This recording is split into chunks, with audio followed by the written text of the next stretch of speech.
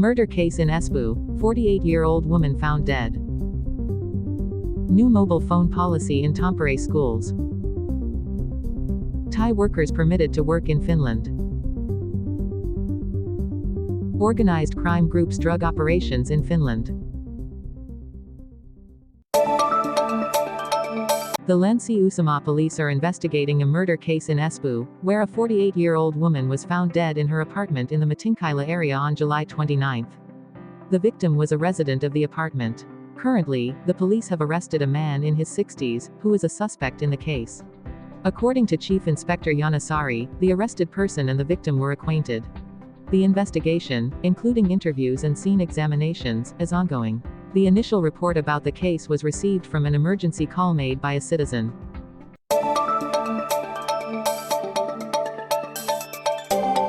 Starting from the fall semester, Tampere's middle schools will implement a new guideline requiring students to hand in their mobile phones at the beginning of each lesson. This policy is a strong recommendation rather than an outright ban, as current laws do not allow a complete prohibition of phones. Bill Ratikainen, the director of basic education in Tampere, stated that the policy was introduced following positive feedback from previous trials. The Education Association, OAJ, hopes the law will be amended to provide clearer regulations.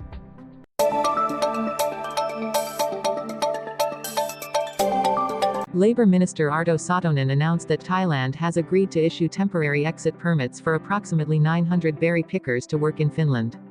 The condition is that the expected earnings of these workers must be verified.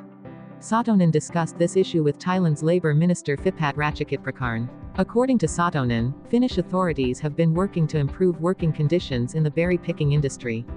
The expected minimum wage for workers is around €1,700 per month after all expenses are deducted.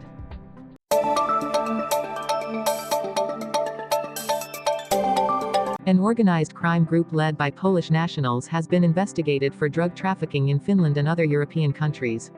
The group used Airbnb rentals for drug production, with the total resale value exceeding €11 million. Police suspect that drugs, including amphetamines and cocaine, were produced and distributed from Finland.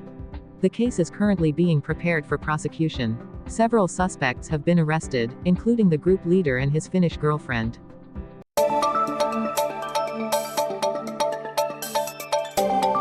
In Mikkeli and Kuopio, dangerous traps containing drugs or sharp metals have been found, raising concerns among dog owners.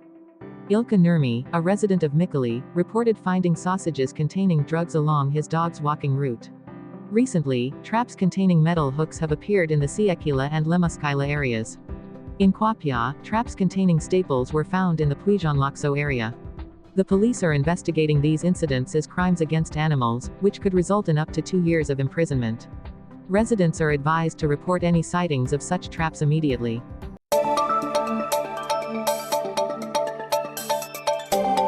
Koiviston Auto recently received a favorable ruling from the European Union (EU) court regarding the repayment of €44 million in state aid.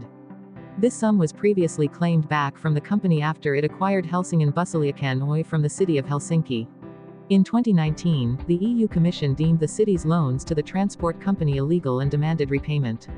However, the EU court overturned the Commission's decision, favoring Koiviston Auto. Both the city of Helsinki and Koiviston Auto had appealed the decision to repay the aid.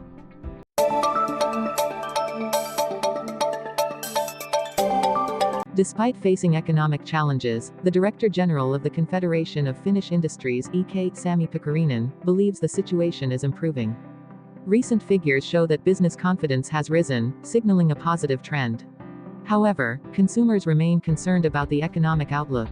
Pikarinen views this shift as a good sign, although employment conditions are still not promising. EK's survey results indicate that confidence in the service, construction, and industrial sectors is gradually recovering.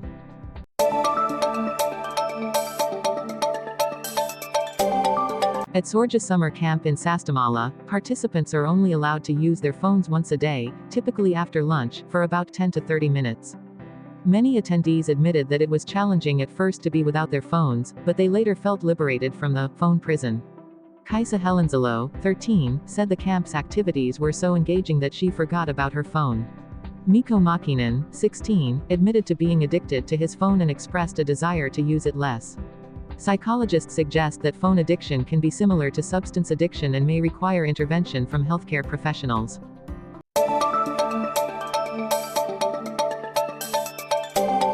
Earlier in May this year, police searched for the body of Minna, Suominen, a mother who went missing 12 years ago, in the Lajoki River, Varsinais-Suomi.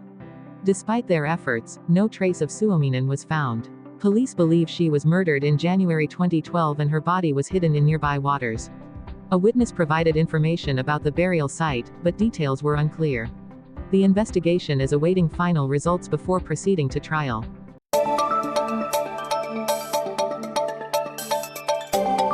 McDonald's acknowledged that the prices of its food items have become too high for some customers.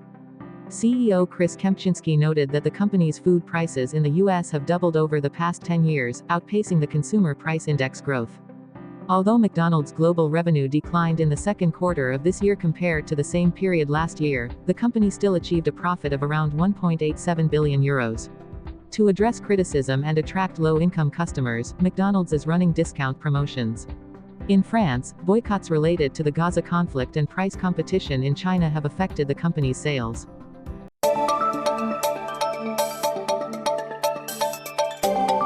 Heavy rain and thunderstorms caused severe flooding in several streets in the center of Oulu on Monday afternoon. Particularly, at the intersection of Ilmarinkatu and Rautaishinkatu in the Itu-Laiati area, water levels rose significantly, prompting the fire department to temporarily close roads for safety. The drainage system failed to function effectively, leading to prolonged flooding. A video capturing the water flooding the streets has been widely shared on social media. Authorities advised residents not to drive through deep water areas due to the risk of vehicle damage and safety concerns. The weather forecast predicts another round of rain moving from the northeast in the evening, potentially worsening the flooding situation.